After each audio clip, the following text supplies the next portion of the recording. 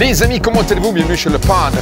Bon mon Fio, le mois dernier j'ai testé ceci, le Plasti X de chez Miguel, qui est tout simplement un polish rénovateur plastique transparent. Donc je l'avais testé sur un phare, alors ça avait plus ou moins marché, ça avait apporté un peu de brillance. Après il faut voir la tenue dans le temps. Aujourd'hui ce que je voudrais c'est rattraper mon écran d'interface parce que j'ai pas mal de micro-rayures et j'ai un voile terne. À force ça devient dégueulasse et puis lorsque le soleil tape dessus je vois plus rien. Donc pour le coup celui-ci il n'est pas du tout dédié pour ça. D'ailleurs c'est marqué, c'est bien spécifié dans le mode d'emploi. On va tester celui-ci, l'acrylique Scratch Remover. D'après ce que je vois sur la boîte, il est dédié pour notamment les optiques, les cadrans, donc les écrans de contrôle, ensuite l'intérieur des tableaux de bord, les écrans de GPS, bon bref, ce que je veux faire moi, et notamment aussi les vitrages de caravane. Bref, on va le tester sur mon écran d'interface. C'est parti. Bon, comme tu peux voir, mon interface est juste dégueulasse quoi. Regarde, tu vois toutes les micro-rayures, le voile terne, etc. Donc ça, le problème c'est que déjà à long terme, ça fait dégueulasse. Et ensuite, lorsque le soleil tape dessus, notamment comme c'est un cabriolet, tu vois plus rien quoi. C'est pas vraiment top. Tu vois ici, puis on voit même que ça c'est... Alors ça c'est aussi dû à la chauffe, hein. Il n'y a pas que les micro-rayures, parce que parfois les voiles ternes c'est dû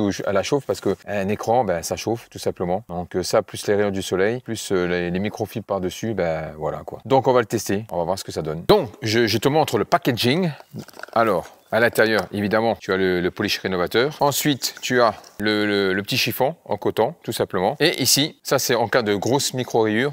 Tu as un papier à poncer. Ça doit être du 5000, quelque chose comme ça. Allez, on va le tester. Bon, c'est parti mon Fio. Donc dans un premier temps, évidemment, tu vas venir le dégraisser. Donc soit tu prends un nettoyant vitre.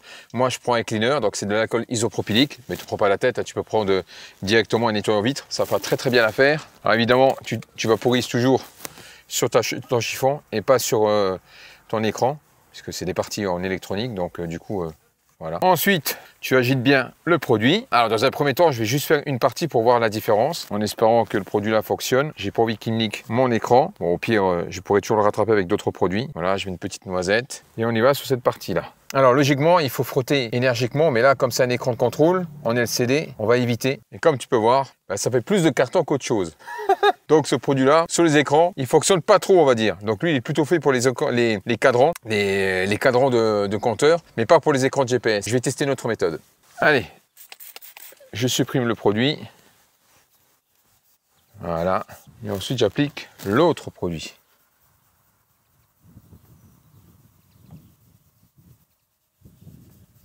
Bon, maintenant, je vais faire l'entourage. Et pas comme tu vois, c'est déjà nettement mieux. Je te montrerai le produit que j'ai pris. Bouge pas, on fait l'entourage. Alors ça, c'est une petite polisseuse. Tu branches sur soit une polisseuse, soit le Dremel. Et tu prends un pad moyen, pas un pad de hard. Et surtout vitesse faible, très vite. Parce que si tu le fais à trop de vitesse, forcément, il va brûler ton écran. Voilà, on est vraiment bien là. Bon, maintenant, je vais enlever l'excédent avec un coton-tige.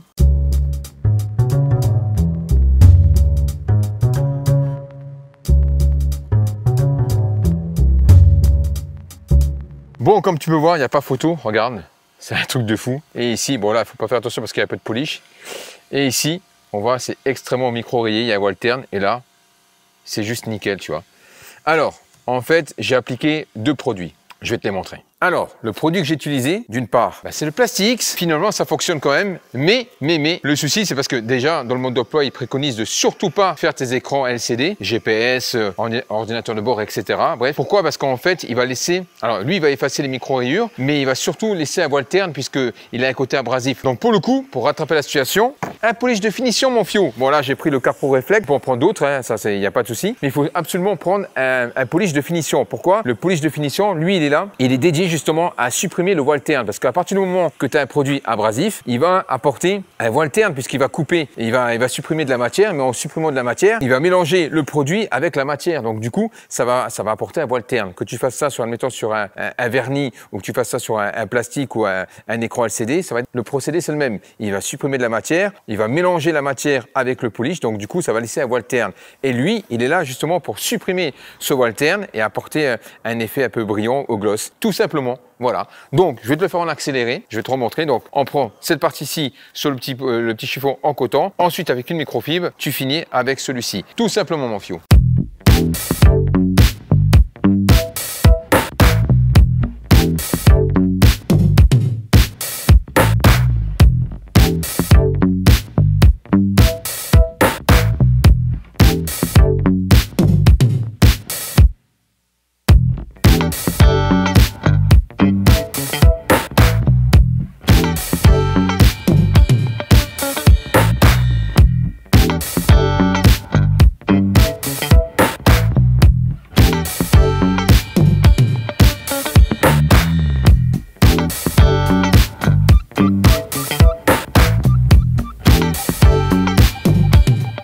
voilà mon fion, tu vois le résultat, c'est juste indéniable. Il faut que je peaufine un petit peu, tu vois ici là. Donc là, je vais faire ce qu'il faut, mais là après, je ferai ça hors caméra parce que sinon ça aurait duré trop longtemps. Mais sinon, tu vois, c'est juste nickel, ça n'a rien à voir. On a quelque chose, on a un petit effet gloss en plus, c'est vraiment sympa. Je vais le mettre en route parce que pour les bouches de vieille qui vont dire, t'as niqué ton écran. Allez, je te le mets en route.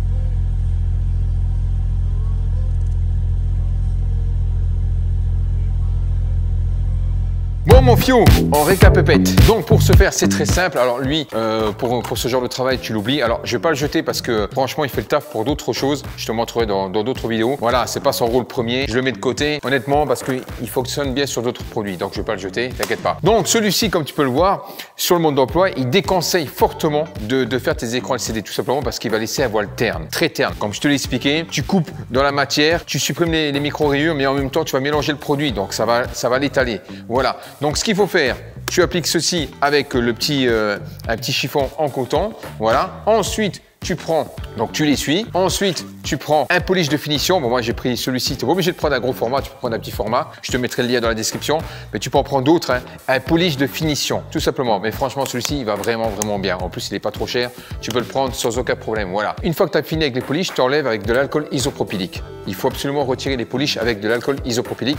Ça, c'est très important.